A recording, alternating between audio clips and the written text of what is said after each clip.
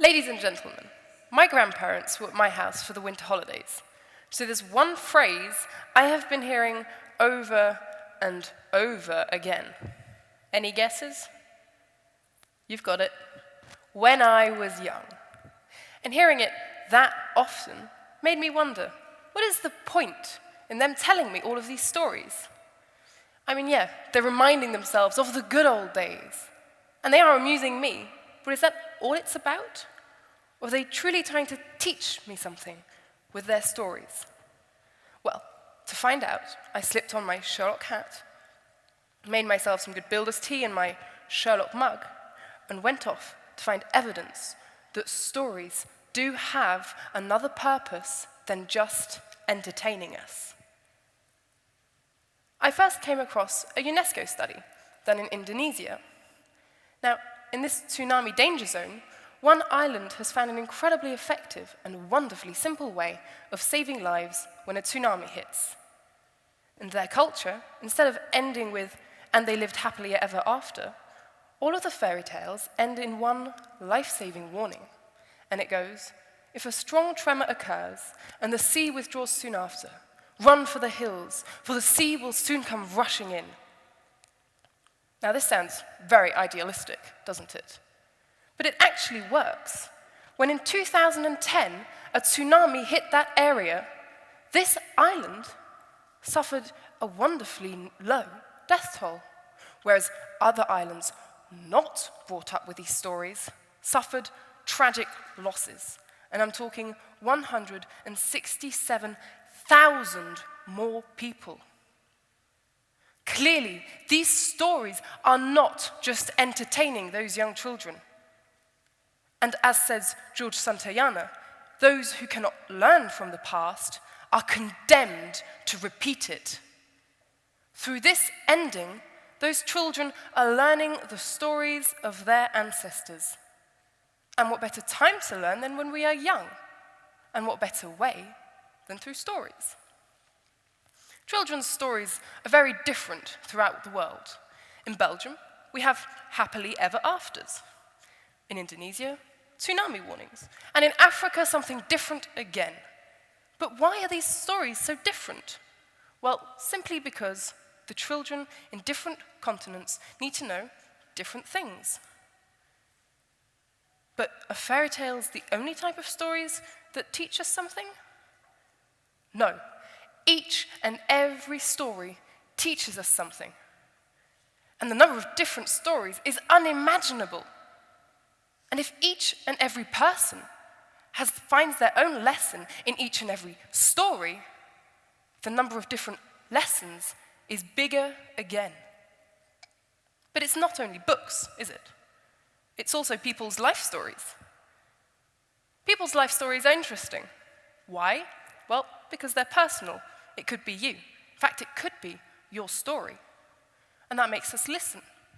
I caught your attention with the story about my grandparents, right? Well, it's not only family.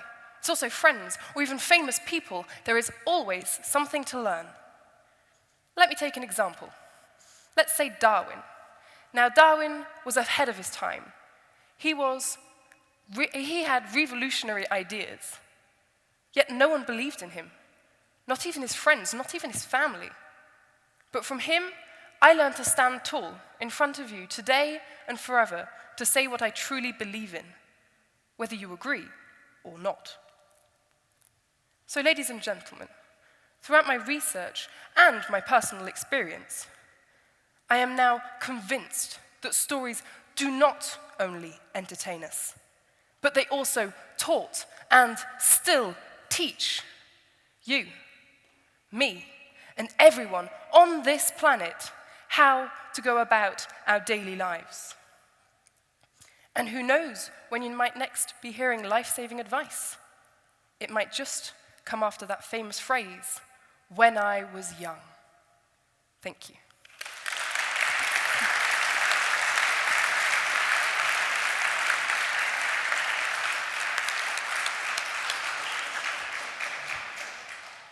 Thank you for your speech, Kim. Should stories in Belgium also have a different ending than they lived happily ever after? I think here I was talking about the ending because I took the example of the tsunamis. But what we learn, what we learn from the stories in Belgium isn't in the ending. What we learn from is the actual main story. In Indonesia, they may have a fun story with an important ending. Well, we kind of find our lessons in the story itself, so our ending can be more fun. So I don't think we need to change the ending, I just think we need to concentrate on the facts in the story to learn from. Kim, if everyone has, if stories teach as well as entertain, can everyone have the authority to tell a story? I didn't hear one of those So words. if stories teach as well as entertain, Yeah. should everyone be allowed to tell a story? Yes, and in fact, everyone should tell a story. It can be your own story, or it can be a story that you've heard, but stories are made to be shared. Stories are not made to hear and keep to yourself.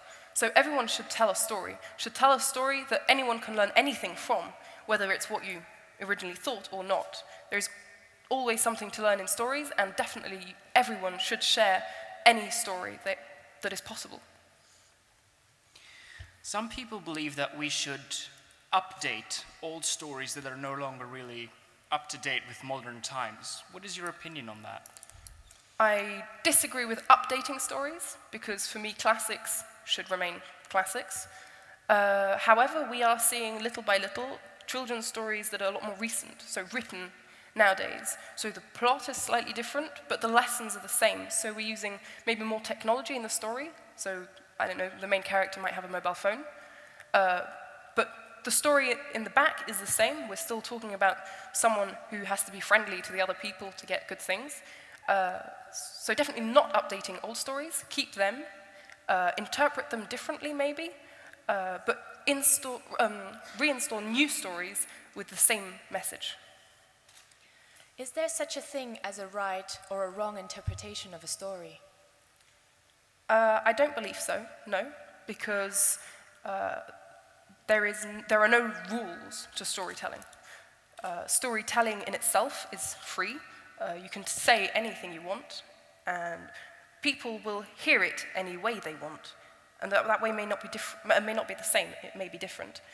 So I don't think there is a wrong way, because you cannot assume that someone will understand your story the way you intended it. Assuming that is completely incorrect. So there isn't a wrong, but there definitely is a better way of understanding it, because you can maybe understand something that isn't correct, morally incorrect, I mean. Like I had the example last time of sex equality in old fairy tales. So you can understand something better, but you can't understand something wrong. Do you think it's possible for an elder to learn something from a youngster, a story told by a youngster as yourself? I think definitely so, especially in an age where things are evolving so fast. Whether that elder person would be able to use that in their daily life might be debatable, but they definitely can learn. I mean, I could tell to my grandparents what it's like now in my school compared to what it was then, and they can learn that it's different. It's not going to bring them anything, because they're not going to be going back to school, but they definitely can learn from me, yes. Do you think everything can be learned from stories? No. Insofar as mainly maths and things like that, it's difficult to get through stories. But also you cannot learn everything from life from stories. You also have to live it yourself. You have to have a base to compare things to. So not only, as I say, physics, maths is a bit difficult to get through stories, but definitely you shouldn't assume that everything will come to me in a story.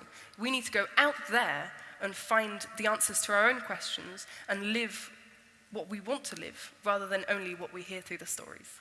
Thank you. Thank you.